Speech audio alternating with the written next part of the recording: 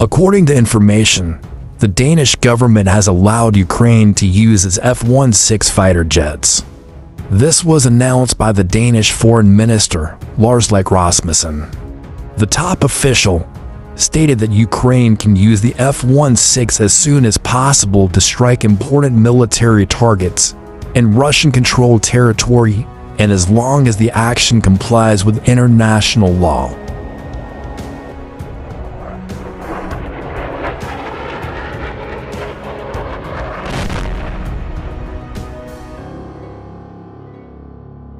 No wonder Denmark allowed the fighter jet, because Ukrainian pilots have been conducting training programs at the Skrydstrup Air Base, Royal Danish Air Force or DAF in Denmark.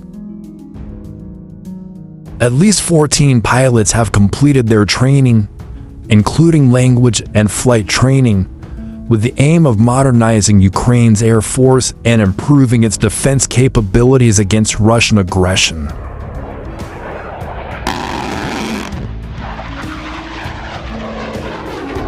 Given Western support for Ukraine, Russia again expressed its criticism of the delivery of F-16 fighter jets. In an interview reported by Russia's official news agency, RIA Novosti, Russian Foreign Minister Sergei Lavrov said that this type of aircraft is also known from the NATO concept of so-called nuclear sharing, although they are intended as a means of transport.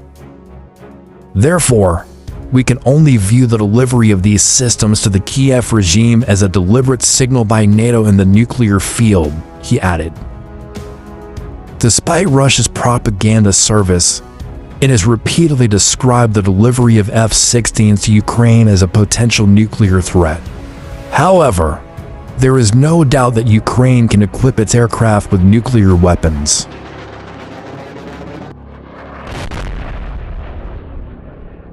Why the F-16 is so suitable for Ukraine to use in battle?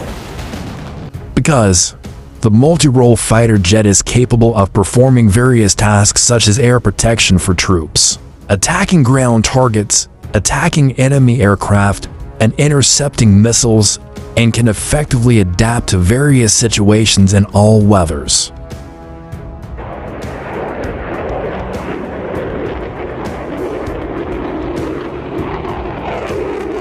As for during the flight, Ukrainian pilots can operate the F-16 easily, as the aircraft can integrate various advanced weapon systems, such as the 20mm Vulcan M61A1 cannon, the ALQ-131 electronic countermeasure pod, the small diameter bomb, and cruise missiles such as the AGM-158 JASSM. The weapons could improve Ukraine's air-to-air and air-to-ground capabilities.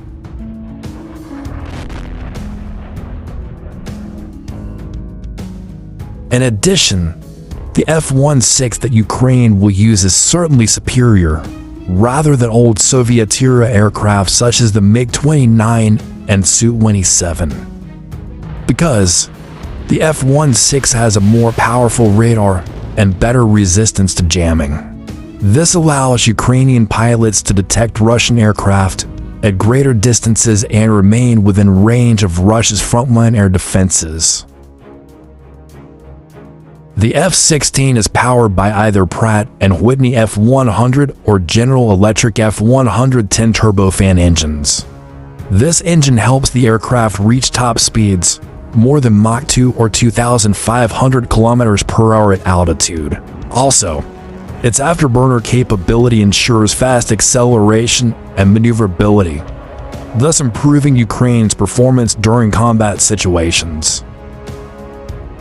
Renowned for its versatility and advanced avionics, the F-16 has a frameless bubble canopy for superior visibility, side-mounted control sticks for easy testing when G-forces are high, and seats that can be reclined at 30 degrees to help reduce the effects of G-force.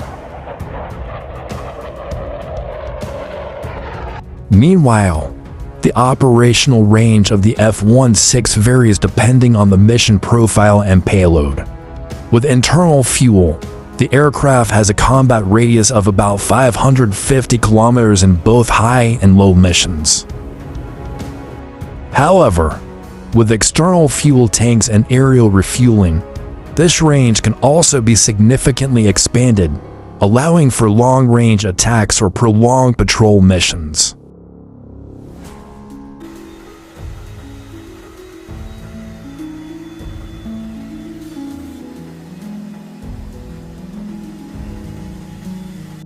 As we know, the fighter jets that Ukraine has been using so far are made in the Soviet Union, although it is the same as the one used by Russia. The technology is still lagging behind. Previously, Ukraine had 71 Su-27s and MiG-29 fighters, 14 Isu-24M bombers, and 31 Isu-25 attack aircraft. After the Russian invasion, Ukraine has now lost 62 of its fighter jets.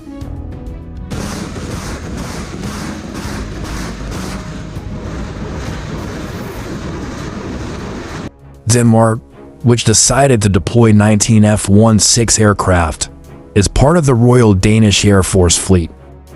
It is a variant of the General Dynamics F-16 Fighting Falcon. The multi-role fighter jet was originally developed by the United States. Since its acquisition in the 1980s, the aircraft has played an important role in Denmark's air defense strategy. The presence of the F-16 for Ukraine, because previously Denmark and the Netherlands had formed a coalition of such fighters in July 2023. This is after the United States approved the delivery of F-16 fighter jets from Denmark and the Netherlands to Ukraine, as well as providing essential training for pilots and technicians for Ukraine.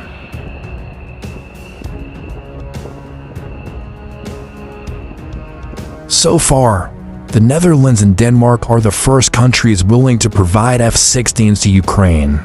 The decision is part of a larger debate in the West over the lifting of restrictions on the use of Western weapons on Russian territory.